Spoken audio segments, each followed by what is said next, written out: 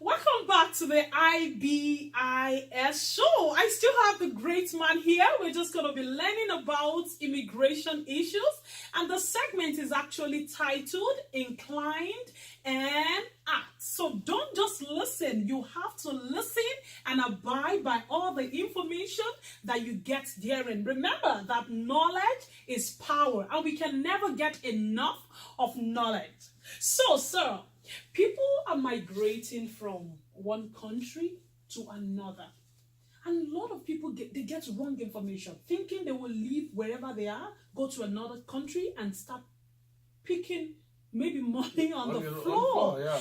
And do you think people really need to sit back and just think, learn some things before leaving their country to another country? Yeah, I believe it is important for people to know what is going on where they're traveling. You know, I've traveled a lot. I left Nigeria for Germany. I went there to study. And then after leaving Germany, I applied for immigration to come to Canada. And I came to Canada. And when I got to Toronto, I realized a lot of immigrants were actually suffering Toronto. Many of them were working 24 hours a day, almost 7 days in a week. And you couldn't see they had nothing to show for it at all. Oh, no. People were running from one job to another. People were doing 3 jobs in a day. People were just really busy, working, trying to make money.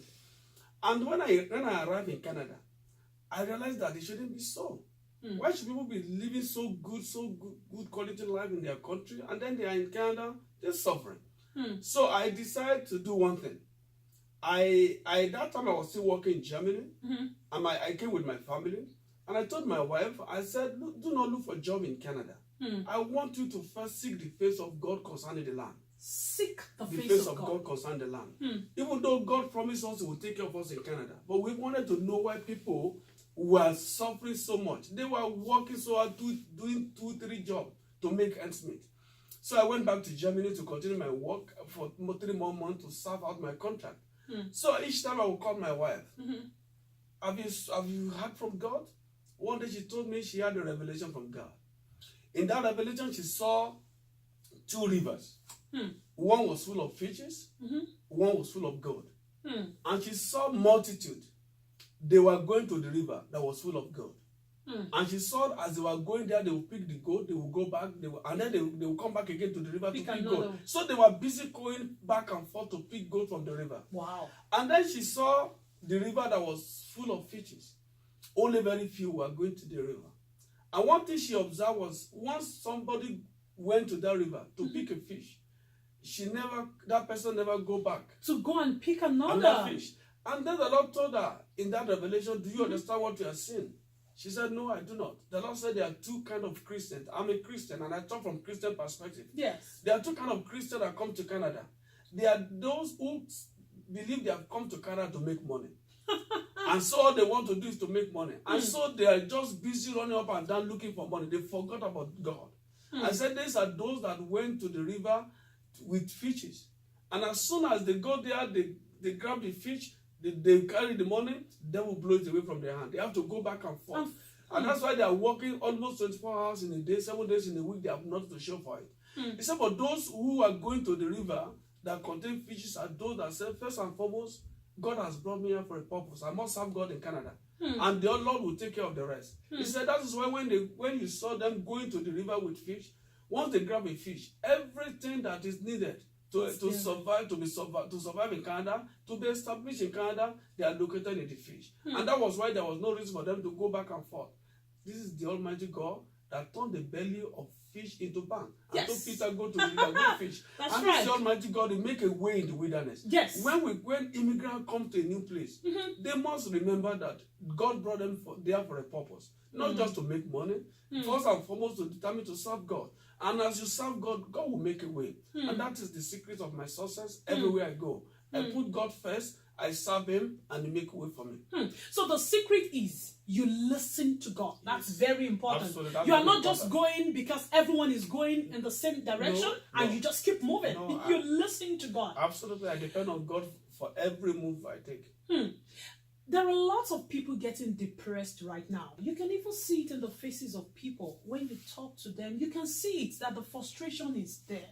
People are suffering because maybe they are practicing, maybe they are doctors from their country, or maybe they are nurse from their country, and when they get here, they have to like integrate well into the society, and people are suffering. And of course, you've experienced lots of all these things. What advice do you have for people out there? Yes, I want people to know that when you move into a new environment, it takes time to be established. Whatever you are in your country, when you're moving to another country, you got to humble yourself. You have to start from somewhere, and the Lord will gradually move you up. When I was leaving Germany to come to Canada, I had my job in Germany. I was hired by the university, and I was doing well. In fact, when I said I was coming to Canada, many of my colleagues could not believe it. And in fact, a man came to me one day and said, "Du bist ein Mann mit unsicherer Zukunft." That was German. It means you're a man with uncertain future. And I said, "What do you mean?" He said, "You are doing well in Germany. You have a good job. You are hired by the university, and you want to go to Canada. You do not know anybody in Canada." How? That's why I said, "You are a man with an uncertain future, because future is not certain." And I look at him in the face. I said, "No." I said, "My future is certain." He said, "What do you mean?" I said, "Because my future is not in my hand. My future is in the hand of God." That's right. My boss called me and said, "You want to go to Canada. Why do you want to leave? You have no job there. You don't know anybody." I said, "Yes, I will go, because that's where I want to go. I want my children to start to speak English. They were speaking German language, so I needed to move." And he told me, he said, "When you get to Germany, if things are not working fine, please come back. We will rehire you." Wow. But I was determined that in Canada, I will make it. I will survive in Canada, because God is everywhere. And when I came to Canada, it was rough at the beginning. I spent months at home without job. Wow. And I have to start from menial job to survive, to pay my bills in As Toronto. a professor coming from Germany, so you have to do some menial jobs just to survive. Because I needed to pay my bills, I needed to pay my rent. So I had to do something. I had to humble myself. So you dropped your pride. I dropped my pride. Dropped it. And people who I work with never knew I went to school. That's the truth of the matter. I was just working. I was humble. I played with people. I was doing everything. I was operating a machine as a machine operator in Toronto. Wow. And then I got a job as a research associate at the University of Manitoba. And I was hired.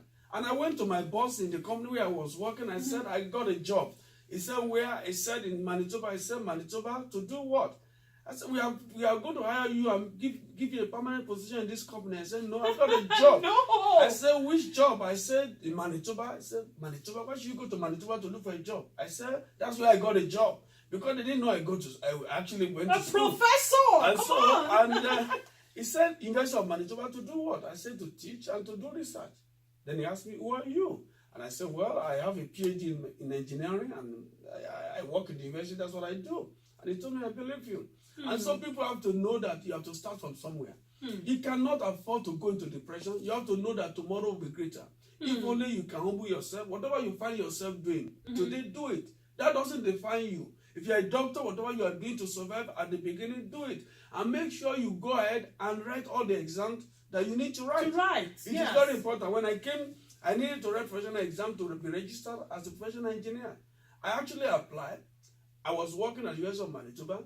And many of my students that I actually trained, they applied, they were able to accept them. But because I was foreign trained, they needed to confirm whether I was good enough to practice engineering. Which is very normal, sir. And so I had to go and write the exam to show that I am good enough to practice engineering in Canada. And that is why that is important. You got to do what you need to do. If you need to write a professional exam to establish yourself, you need to go ahead and do it. If you need to go to school to retrain, you need to do that. Yes. But sometimes people will not swallow their pride. I could have said, "Oh, why should you ask me to write the exam when I'm training students here who will not need to write that exam?" But I went there to write the exam. Wow. As soon as I wrote the exam, I passed the exam. In fact, I didn't wait for more than 3 months as engineer training before they gave me my professional engineering certificate, because they knew that I was good enough to practice engineering in Canada. But I did what I needed to do. You did what you the needed. exam that I needed to write.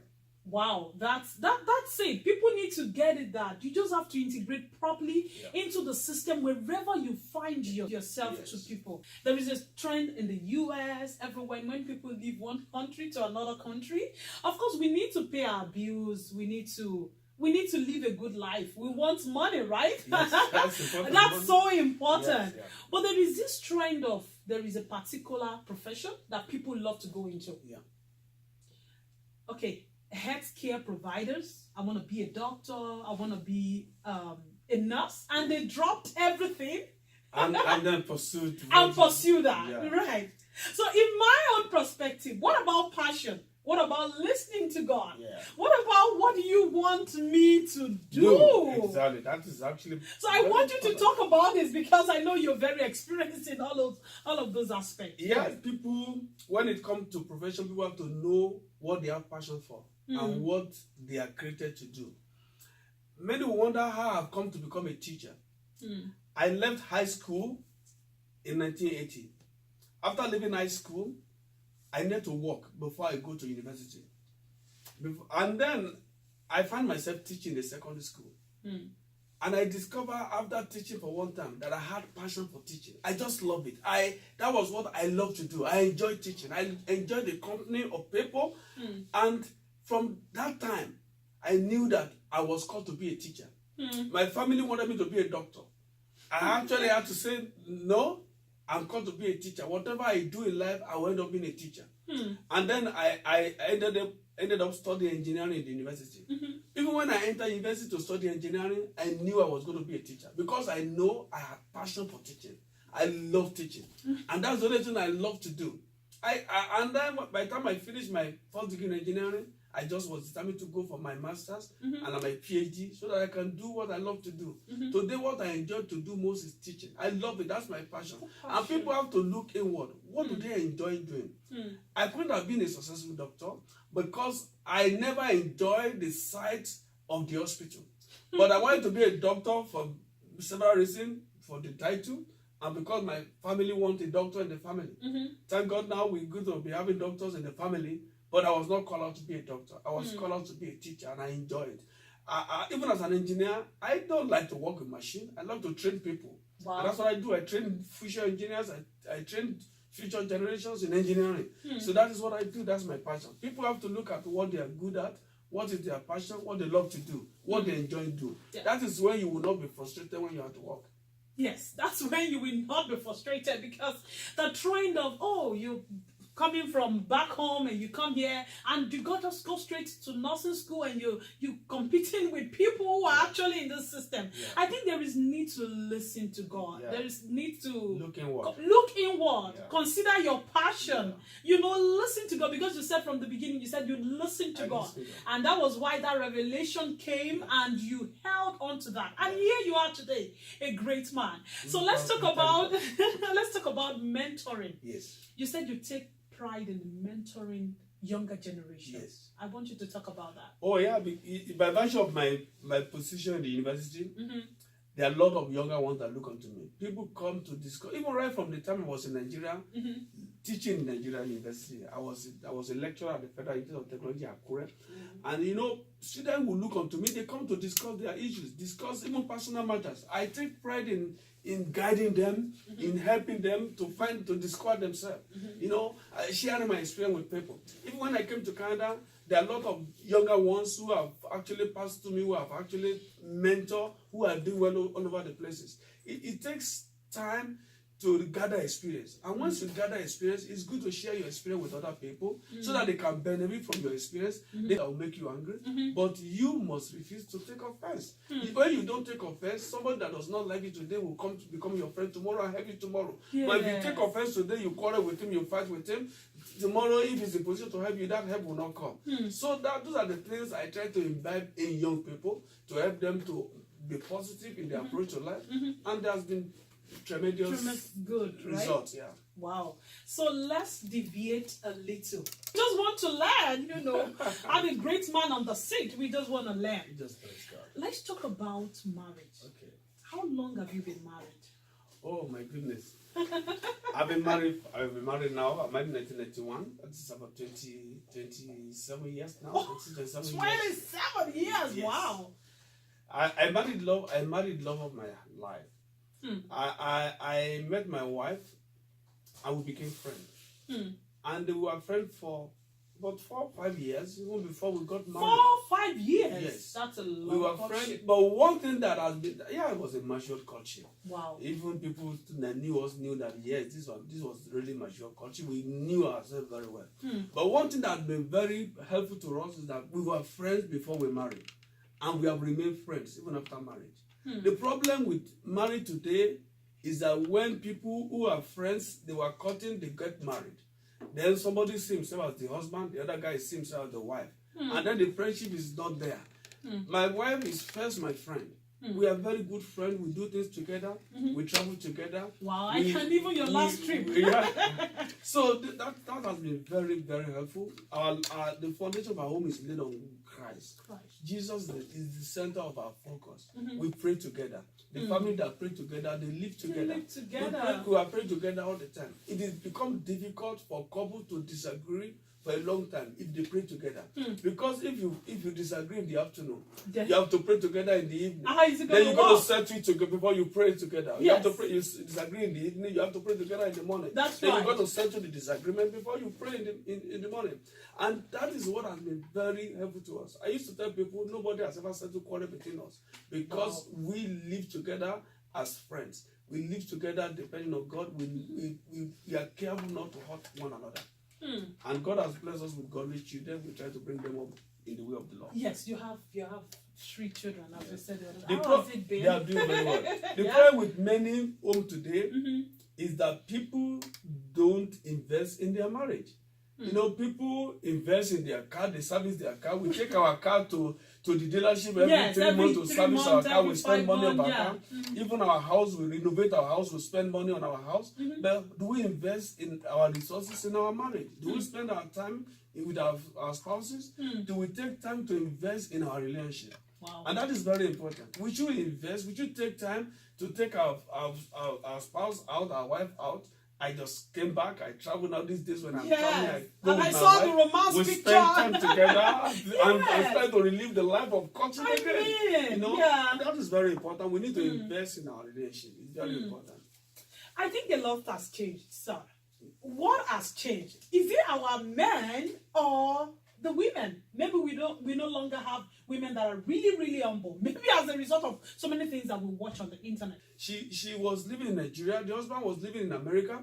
And then the husband wanted to marry somebody from home. Yes. And she wanted to marry somebody from the same culture and called the parents, I'd like to come home and marry. And then they saw her and they told her about the man who was interested in marrying her. And then they exchanged letters. The man came and they spoke and everything was fine. The man would love her and then decided to marry her. The man married his sister, took her to America. And she said when she got to America, she ran into trouble. Wow. Many friends began to infiltrate her home. He said that when the husband would come out and ask for stuff, and people would say, why is your husband asking you for food? Why is your husband talking to you that way? That's the problem. That's the problem. I will not take that from our own husband. Many of them are taking words from their husband, but they misled her. And she told me my friend misled me. I tried to copy them. I tried to listen to them. When a husband and wife are together, there should be nothing coming between them. They should listen to one another and not discuss their own issue with outside the people with external forces. Friends influence destroyed that marriage. And the man got so angry, he took the lady home and dropped her and just came back took the passport away from her. Wow. So she learned her lesson, but it was too late. It was too late. So that's why I said husband and wife should remain friends. Nothing should come in between them. Sir, you know, when growing up for you, sir, you had a lot of people that you learned from. Yes. It's different right now. Yeah. And to me, honestly, I feel our men, the men of this generation, the men we have right now, I think they're not learning what they should, like they're not doing what they should be doing in marriage. Do you think so? Maybe they're not good enough. Maybe they're not taking care of their wives enough. I'm not talking about the monetary aspect of taking care, but the commitment. Do you think this is affecting a lot of marriages too? I think, like I said earlier on, people should invest in their marriage. It's not all about money. It's about creating time for your wife. Women want to be cherished. People need to be appreciated. So we need to create time for our spouses. We need to find time for them. It is true that we are busy. But in all our busy schedule, we can create time to spend time with our wives. That is very important. And it takes two to tango too. the wife also should also create time too. Everybody is busy, but in our busy schedule, I always encourage people, we should find time to go on vacation. We should find time to go on holiday together. Yes. We don't have to go to Japan to do on vacation. I'm planning this summer to go with my wife, even if our children want to follow us, to go to that the federal park after Preserve, just to spend some time there. You don't have to travel far before. So you've had like hundreds of honeymoon because you're always traveling. Continue, yeah. Wow. Okay, so I'm going to ask you this question now. You know, in this part of the world, our kids, they have their say. Yeah. They can do whatever they want to do. And if we tell them, no, you can't do this, then it becomes a problem. Yeah. How are you able to cope with your kids when they come home with their own decision? That this is what I want. How are you able to balance those things up? How are you able to sit them down and let them know that we have our culture? This is what I want you to do. Do you force them? Do you advise them? Or one thing that is very clear, the way we are brought up is completely different from the way things are done here. In our own time, your parents give you instruction, you never question it. You follow it. Do this, you follow it. Yes. But we are in a different culture. Our children are interacting with people from different cultures. Yes. And that is why that we have to cultivate friendship with our children. We need to listen to them. Yes. We need to also to hear their own point of view. Yes. Children don't want a kind of dictatorship at home. Yeah. They want to express their own opinion. And we must take time to listen to them. That's right. In listening to them, we know how best to counsel them. Yes. And we also pray for them all the time. I listen to my children. I hear their point of view. I might disagree with them. But then I try to make them to see reason for my own opinion about issues. And then we'll come to a compromise. It's always very important. We must be firm, but we must also listen to them. If we do not listen to these children, then there's a tendency that we might lose them. Wow. So we must understand them. We must be able to really appreciate their own opinion on issue and take time to explain to them why things should be done differently. Wow. You are a great man, a man of grace, I would say. What advice do you have for people out there? You know, people are facing challenges every day, married. What do you have for my viewers out there? I want to tell people that they should not leave God out of their life. God. It's very important. As a Christian, as a believer, in everything you do, we must put God first. When we put God first, He helps us to take care of every other areas of our life. Yeah. And that's one thing I encourage. If you're a Christian, do not put God to the background. Let God be at the center and the focus of your life. Let Him lead you. Let Him guide you. Let Him direct your path. The Lord will show you how best to train your children. The Spirit of God will help you to guide them. Yes. You speak the right word in season to them. And then they will understand. We can't do things the way other people do it. We cannot copy people. We cannot follow the motive to do evil. The fact that it is acceptable to the society, to the community, does not mean it is right. Yes. We have to ask ourselves, what will God want me to do? Is that will be acceptable to God? Is it edifying? Will that please God? So when we live our life to please God, to serve God, God will take care of the rest. But when we run after our own things, we push God to the background. We just do things in our own effort. But when God's blessing is on it, it becomes easy. Wow, it becomes easy when God's blessing it's on it, yes. Right? Absolutely. Okay, sir, I know you have hobby. You love to sing. Do you have a song in your mind right now? Do you have a song in your mind right now to wrap up the show? If there's anything I would have loved to do is to sing. Okay. But one good thing is that I'm not a good singer. We don't care about the voice. But I love a song. Okay. That song says, I place my hand in your hand. Wow. Oh Lord. Okay. Because I depend on God for everything. And I'm saying that song. I hope the viewers will pardon my voice. No, we don't care. And I know you help me too because you know you sing a lot. Yes. It says, I place my hands in your hands, oh Lord. Yes. I place my hands in your hands, oh Lord. Yes. I place my hands in your hands, oh Lord.